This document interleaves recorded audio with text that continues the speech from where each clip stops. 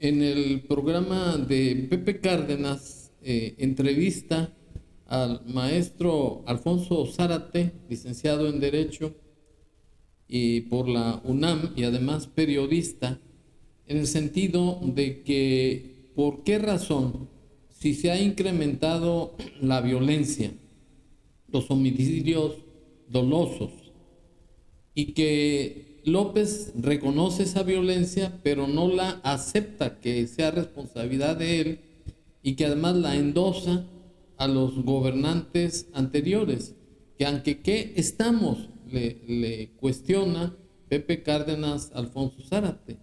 Y Alfonso Zárate le contesta que López ha sabido construir una narrativa muy importante y que además con los apoyos que da a las personas y sus programas de bienestar, que son aproximadamente 20 millones de beneficiarios, que esa es la razón por la que se ha sostenido en el gobierno, palabras más, palabras menos, como se comprueba con estas declaraciones.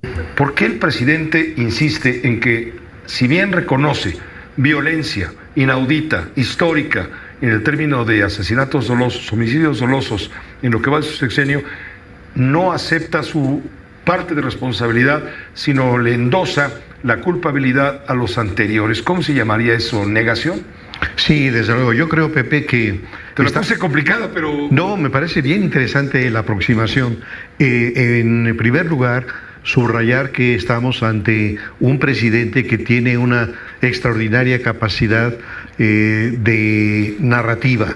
Es decir, es un hombre que ha sabido construir una narrativa que, independientemente de su solidez lógica, es adoptada por la enorme base social que tiene. Y cuando... le faja al pueblo. Sí, pero bueno, hay un dicho popular que dice que no hay peor ciego que el que no quiere ver. Y entonces uno se pregunta por qué, si en un análisis serio de las principales materias que corresponden a un gobierno, los resultados son desfavorables, mantiene un apoyo de más del 60%. ¿Por qué, si en seguridad estamos tan mal, se mantiene ese apoyo? ¿Por qué, si en salud se han cometido tantos errores, la desaparición del Seguro Popular, la creación de un Instituto para el Bienestar, el fracaso de ese instituto, el traslado al Seguro Social, se mantiene ese apoyo? Y yo diría que la explicación va más allá de la sociología política para entrar al campo de la psicología social. Y diría también que hace más de un siglo, tanto un psicólogo francés, Gustave Le Bon, como Sigmund Freud, exploraron este fenómeno que llaman la psicología de las masas. El propio Freud tiene un texto, tiene un libro pequeño que se llama así, La psicología de las masas, y trata de explicar por qué en un momento dado la gente llega a tener una creencia fanatizada en lo que les mencione el líder, cualquier cosa que esto sea. Y yo diría que en el caso mexicano, esa voluntad de anchas franjas de la sociedad de creer lo que le diga el presidente tiene que ver al menos con tres ingredientes. El primero, con la narrativa. Este es un presidente que todos los días remacha un discurso de amor al pueblo. Entonces, el pueblo bueno. Ellos no quieren, pero yo estoy con el pueblo, yo quiero al pueblo.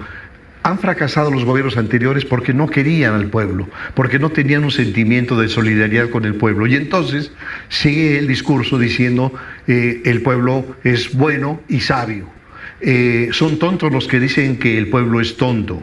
Y esto es una manera de halagar al pueblo y de sentirse que no había habido un presidente desde Lázaro Cárdenas que tuviera esa empatía, que recorra las calles de los pueblos, de los barrios, de los más apartados y que lo toquen. ¿Esa conexión no la tuvo Fox? No, desde luego no. Yo creo que esa conexión, porque además, Pepe, hay que recordar una frase del padrecito de Solalinde, en donde Solalinde dice, tiene rasgos de santidad. Y entonces, estás hablando del padre Solalinde. De Solalinde, sí, que de repente ha llegado a este extremo de decir López Obrador tiene rasgos de santidad. ¿Y eso se traduce en qué? En que la gente, al tocarlo, siente que está tocando a alguien místico, a alguien que está por encima de todos los demás. Ya han llegado al extremo hasta de tocar así su vehículo. Si no lo alcanzan a tocar a él, tocar al vehículo. Entonces es un fenómeno de psicología social que digo, al menos se expresa en, número uno, esa narrativa que cultiva, que halaga al pueblo. Número dos, decisiones de política reales, como es el incremento de los salarios mínimos y medios, que ha significado algo que rompe con la tradición efectivamente neoliberal, que se decía no hay que incrementarlos más allá de la inflación porque produce inflación. Y él demostró que se podían incrementar sustancialmente sin producir ese fenómeno de inflación. ¿Y las pensiones? Eso es lo más importante, Pepe. Ese es lo más importante. Yo creo que a estos dos ingredientes hay que agregarle los apoyos sociales. Entonces, algunos desestiman los apoyos sociales y dicen, pero la gente se vende por migajas. No son migajas. Cuando nosotros analizamos el caso de un viejo que no tiene pensión, que vive arrimado con algún hijo, con alguna hija, aunque lo reciban con todo el amor, son pobres, son muy pobres, y el viejo representa una carga. Entonces, en el momento en que recibe la pensión, esa pensión que parece ridícula, en las manos de un viejo, ¿qué implica? La posibilidad de comprarse un suéter, la posibilidad de ir al cine, la posibilidad de comprarle un helado a sus nietos, y cambia la vida en ese sector, y son más de 23 millones los beneficiarios de los programas sociales. ¿Son 23 millones de votos? Pueden ser más, Pepe.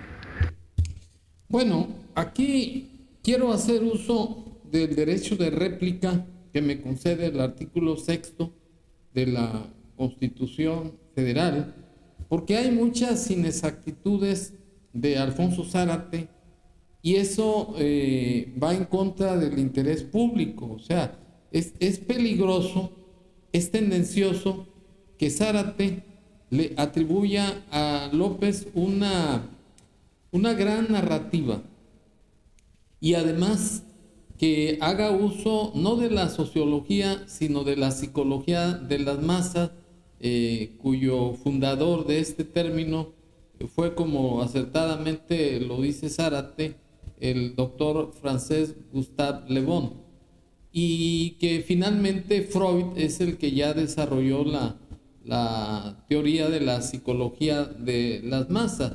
Pero para empezar, López no tiene una gran narrativa. López es un agitador profesional que se crió en la calle para extorsionar a los funcionarios, y así estuvo toda la vida viviendo sin trabajar, y llegó a la presidencia no por méritos personales, no los tiene, no tiene una gran narrativa. López es un sinvergüenza, baquetón y corrupto que estuvo extorsionando a los gobiernos y actualmente lo hace con sus paleros, en el caso de Delfina Gómez, quien le entregó 38 millones de pesos que obtuvo de los trabajadores contra su voluntad.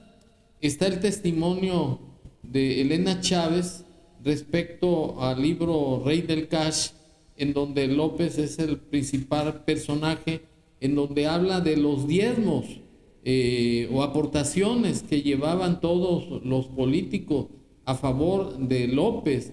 Luego está actualmente las ganancias que obtiene de las obras que da a sus constructores, al ejército, en donde no rinde cuentas, en donde también practica el nepotismo con sus hijos, a quienes favorece con darles contratos a modo, con prestanombres, y eso es violatorio del artículo 134 de la Constitución Federal, porque están disponiendo de dinero, lo están desviando para los fines para los que fueron presupuestados, según el artículo 126.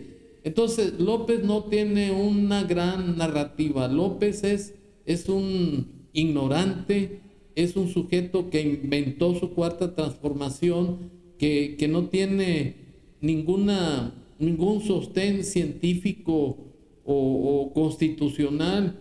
Es algo que inventó para imponer un sistema comunista en el país. Y respecto a que López ha sabido manejar las masas como líder, es otra falsedad de Alfonso Zárate, porque la psicología de las masas que maneja Freud se refiere a que esta materia es la que estudia pues la forma en que se manifiestan los grupos colectivos, y en esa manifestación de los grupos colectivos, que consiste en repetir lo que otros hacen sin chistar, sin poner ninguna objeción, no necesariamente es producida por un líder, no es imprescindible un líder. Las masas son irracionales. Las masas se mueven por las formas en que ven cómo se repiten las cosas.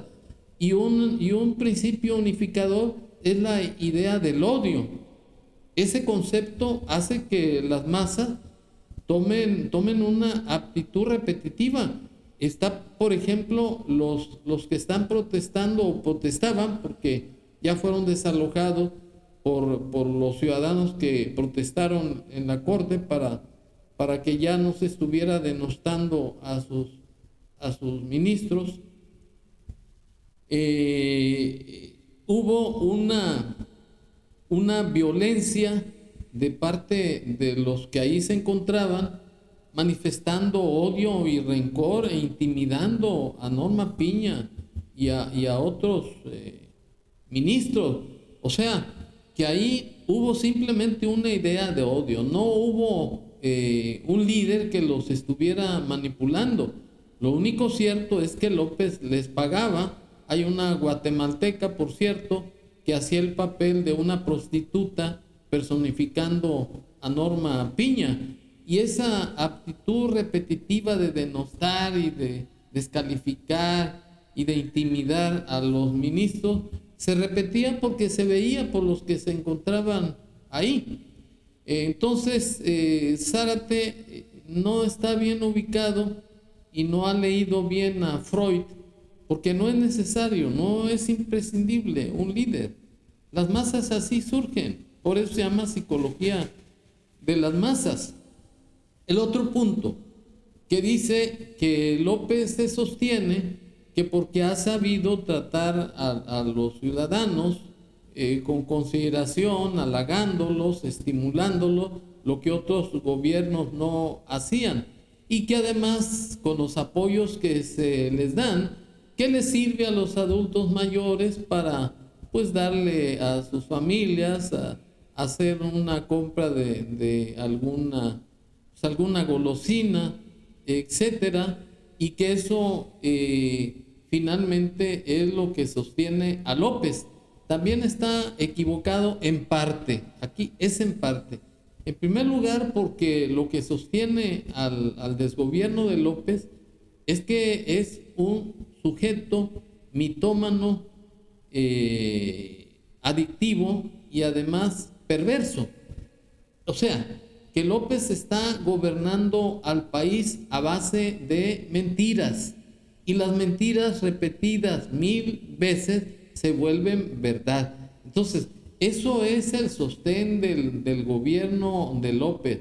No es la supuesta bondad de dar apoyos a los adultos mayores, porque además esos apoyos son un derecho constitucional que asiste a todas las personas que tienen determinada edad, o sea, adultos mayores, además a los jóvenes con becas y a los discapacitados.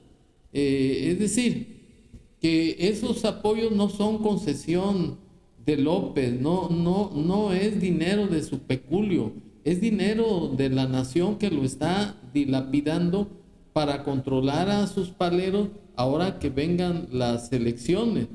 Pero el sostén o las agarraderas de López en la silla presidencial es exclusivamente que está desgobernando con mentiras.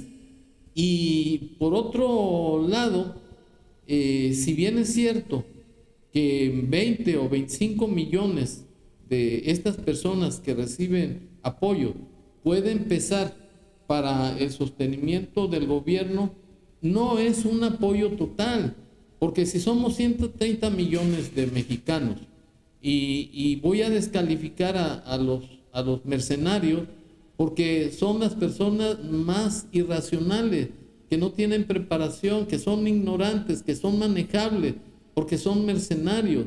Si lo comparamos con el resto de los mexicanos de la clase media, que somos mayoría y que serán algunos 70 millones de personas, ese va a ser el contrapeso para que López caiga de la gracia de los paleros y demás sujetos que se creen todas las mentiras de López.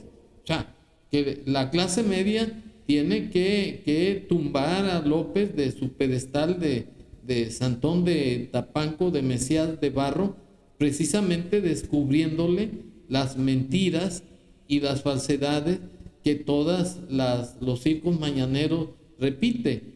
Eso es el sostén de López, las mentiras. No es lo que está diciendo Alfonso Zárate, porque no es necesario un líder para mover las masas. Además, esas masas, o sea, los mercenarios, se mueven no por la psicología de las masas, no, eso está muy alejado. Esos se mueven por el dinero, o sea, con dinero baila el perro, o más catrinamente, como dice Francisco de Quevedo, poderoso caballero es don dinero. Ese es mi comentario, que Alfonso Zárate, que es una persona muy capacitada, muy preparada, muy imparcial, creo que cometió inexactitudes en sus apreciaciones. Y a mí me gustaría tener un debate respecto de este punto, del por qué, si la violencia se ha acrecentado, si los homicidios dolosos subieron a más de 160,000 mexicanos sacrificados, ¿por qué López conserva todavía su estabilidad política? ¿Por qué todavía tiene personas que lo siguen? Y es ni más ni menos porque López ha sabido tirar el dinero y ha sabido decir mentiras a diestra y siniestra, porque López no tiene calidad intelectual ni capacidad y no es capaz de construir una metodología para controlar a los ciudadanos mexicanos. Gracias.